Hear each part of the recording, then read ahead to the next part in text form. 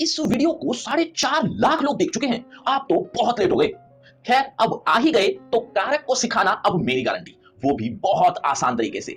और सिर्फ इस वीडियो में कारक ही नहीं सीखेंगे, साथ ही ढेर सारे एग्जांपल से आपकी प्रैक्टिस भी होगी। तो बिना किसी देरी के चलते हैं स्क्रीन पर। नमस्ते, मेरा नाम आशीष है। सबसे पहले बात करते हैं कि ये कारक है क्या। दरअसल जो शब्द क्रिया से संबंध बनाते हैं वह कारक होते हैं। परिभाषा से तो समझ कम ही आएगा। एक वाक्य ले लेते हैं। उसने मोहन को साइकिल दी। अब इस वाक्य में क्रिया है दी, और इस क्रिया से ये जो शब्द हैं संबंध बना रहे हैं, मतलब इस क्रिया को करने में ये शब्द सहायता कर रहे हैं। तो ये सभी शब्द कारक हैं, यानी उसने, मोहन और साइकिल ये कारक हैं। कौन से कारक हैं ये अब आगे समझ में आएगा। देखो, कारक के कुल 8 भेद होते हैं।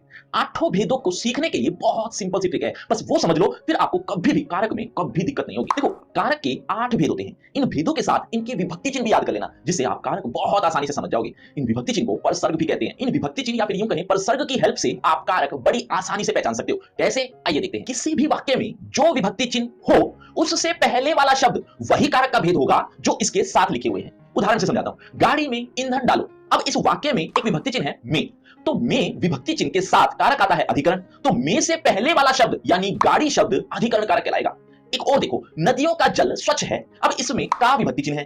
का आता है संबंध कारक में, तो का से पहले वाला शब्द संबंध कारक होगा, यानी नदियों शब्द संबंध कारक है। अब इसका भेद आप बताओ, देखते हैं कितने बच्चे सही होते हैं।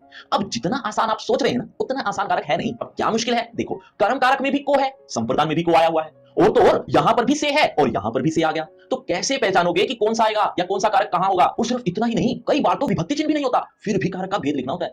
डोंट वरी बच्चों, डरा नहीं रहा। ये जो मुश्किल चीजें मैंने अभी बताई उसको भी हम आसान कर देंगे, लेकिन उससे पहले 2-3 आसान से उदाहरण और देख लो ताकि आपको थोड़ा क्लियर हो जाए। वाक्य है, अरे सिद्धार्थ तुम कब आए। अब इसमें अरे विभक्ति चिन्ह आ गया। अरे आता है संबोधन कारक में, तो अरे सिद्धार्थ हुआ संबोधन कारक।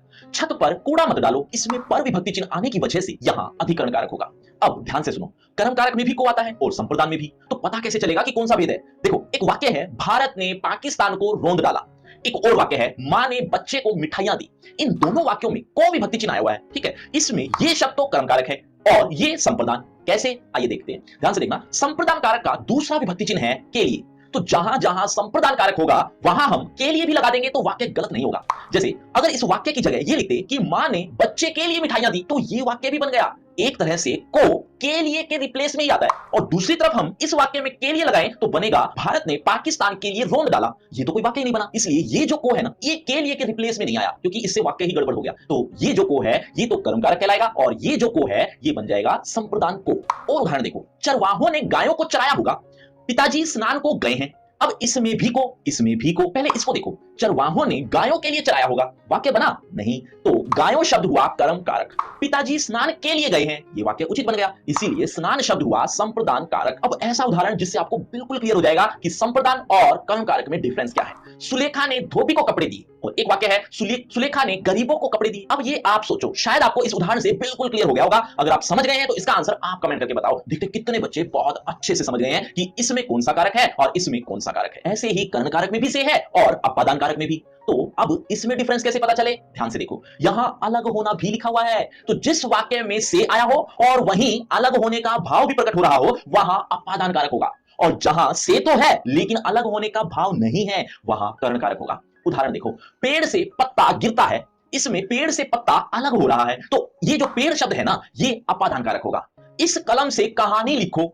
अब इसमें जो से है अलग होने का भाव नहीं दे रहा, इसीलिए ये कर्ण कारक है। कर्ण कारक साधन का काम करता है। जैसे इसमें कलम एक साधन है किसी के लिए, कहानी लिखने के लिए। और देखो, वह चाकू से सब्जी काटता है। अब इसमें चाकू साधन है, इसीलिए ये कर्ण कारक होगा। वह नदी से पानी लाता है। यहां नदी से पानी अलग हो रहा है, तो इसीलिए नदी शब्द अपादान कारक है। बच्चों, आज के वीडियो में कोई भी बात समझ में नहीं आ रही तो कमेंट करके पूछ भी सकते हो। अब एक बात और ध्यान से सुनो, कई बार तो कोई विभक्ति चिन्ह भी नहीं होता, फिर भी कारक बताना होता है। मतलब कारक पूछ लेते हैं और उसका आंसर हमें लिखना है। तो उस स्थिति में हम क्या करें। देखो ध्यान से, ये जो आप लास्ट के 6 कारक देख रहे हैं, इन 6 कारकों में आपको ये दिक्कत नहीं आएगी, यानी बिना विभक्ति चिन्ह के ये 6 कारक आपको देखने को न के बराबर ही मिलेंगे। लेकिन ये जो शुरू के 2 कारक हैं, ये आपको बिना विभक्ति चिन्ह के बहुत ज्यादा मात्रा में देखने को मिल सकते हैं। लेकिन जब मिले तो हमें पहचानना कैसे है, आइए देखते हैं। पहले कर्ता कारक, क्रिया को करने वाला कर्ता कारक होता है, फिर चाहे उसके साथ विभक्ति चिन्ह हो या ना हो, ठीक है। जैसे आपको एक एग्जांपल से समझाता हूं। सुमित्रा अखबार पढ़ती है। पढ़ती है क्रिया है और क्रिया को करने वाला कौन, सुमित्रा। तो सुमित्रा शब्द कर्ता कारक है।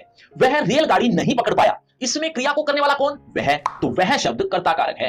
अब ये कोई जरूरी नहीं है कि कर्ता कारक वाक्य के शुरू में ही हो, ये कर्ता कारक जो है वो वाक्य के बीच में भी मिल सकता है। तो ये ध्यान रखना कि क्रिया को करने वाला कर्ता कारक है, फिर चाहे वो वाक्य के बीच में आए या वाक्य के शुरू में आए, इससे कोई फर्क नहीं पड़ता। उदाहरण के साथ देखो, शैलजा को राज ने धमकाया। धमकाया क्रिया है और क्रिया को करने वाला कौन? राज। तो राज शब्द कर्ता कारक है। वैसे इसमें ने विभक्ति चिन्ह भी आया हुआ है तो उससे भी समझ में आएगा, लेकिन मैं आपको ये समझाने की कोशिश कर रहा था कि कारक जो कर्ता कारक है वो वाक्य के बीच में भी आ सकता है, शुरू में भी आ सकता है। बस ध्यान रखना है कि क्रिया को करने वाला कर्ता कारक होता है। अब इस वाक्य में कर्ता कारक आप छाट कर दिखाओ, देखते कितने बच्चे सही समझ गए। अब कर्म कारक, यदि वाक्य में को विभक्ति चिन्ह ना हो तो कर्म कारक को पहचानने के लिए क्या करना है? क्रिया के आगे क्या शब्द लगा देना, जो भी उत्तर मिले वो कर्म कारक होगा। उदाहरण से देखो, मां ने रोटी खिलाई, इसमें खिलाई शब्द क्रिया है और क्रिया के आगे लगाना है क्या, तो क्या बनेगा? क्या खिलाई, उत्तर आया रोटी। तो रोटी शब्द कर्म कारक है। ऐसे ही उसने एक अच्छा गीत सुनाया, सुनाया के आगे लगाया क्या, बना क्या सुनाया, उत्तर आया गीत। तो गीत हुआ कर्म कारक। तो इस तरह से इन दोनों कारकों को बिना विभक्ति चिन्ह के भी आप पहचान सकते हो, वो भी बहुत आसानी से। बच्चों बात समझ में आई तो वीडियो को शेयर और सब्सक्राइब करना तो बनता है। कई एग्जाम में परिभाषाएं भी आती हैं, तो अब आप इनकी परिभाषाओं को पढ़ोगे तो आपको बहुत आसानी से समझ में भी आ जाएंगी।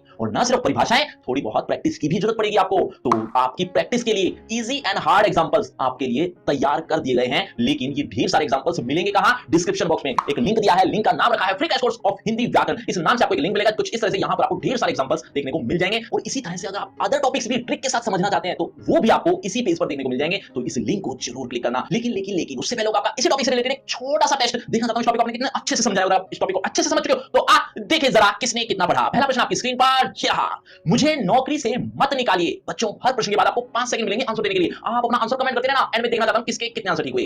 मुझे नौकरी से मत निकालिए। अब इसमें आपको कारक बताना है। ऑप्शन सुनिए आपकी स्क्रीन पर, ये रहे। ए अपादान कारक, बी करण कारक, सी संप्रदान कारक, डी संबोधन कारक। 5 सेकंड होते हैं। 5 4 3 2 1 0 सही उत्तर ऑप्शन ए अपादान कारक। चलिए बच्चों अगले प्रश्न की तरफ। इस रोग डैश यानी खालिस्तान मनुष्य कमजोर हो जाता है। खालिस्तान को आपको भरना है विभक्ति चिन्ह से और आपके ऑप्शन है ए में, बी से, सी का डी पर। 5 4 3 2 1 0 सही उत्तर ऑप्शन ए में। चलिए बच्चों अगले प्रश्न की तरफ। अगला प्रश्न, लड़कों इधर आओ।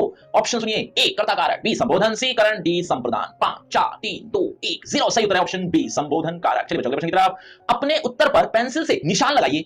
आपके ऑप्शन ए अपादान, बी कर्म, सी कर्ता, डी करण। 5 4 3 2 1 0 सही उत्तर है ऑप्शन डी करण कारक। तो बच्चों ये आपका रिपोर्ट कार्ड ध्यान से देख लीजिए, पढ़ लीजिए। और हां, आपके टोटल मार्क्स कितने हैं ये कमेंट करना मत भूलना। और आपकी क्लास रिलेटेड एक फ्री क्रैश कोर्स आ गया जो कि बिल्कुल फ्री है। आपको हिंदी व्याकरण के हर टॉपिक्स यहां पर देखने को मिल जाएंगे। इस पेज पर क्लिक जरूर करना। और अगर आपको उनसे पर्सनल बातचीत करनी है तो सभी social media link description box में आ रही है, बातचीत करते हैं। शुक्रिया, धन्यवाद।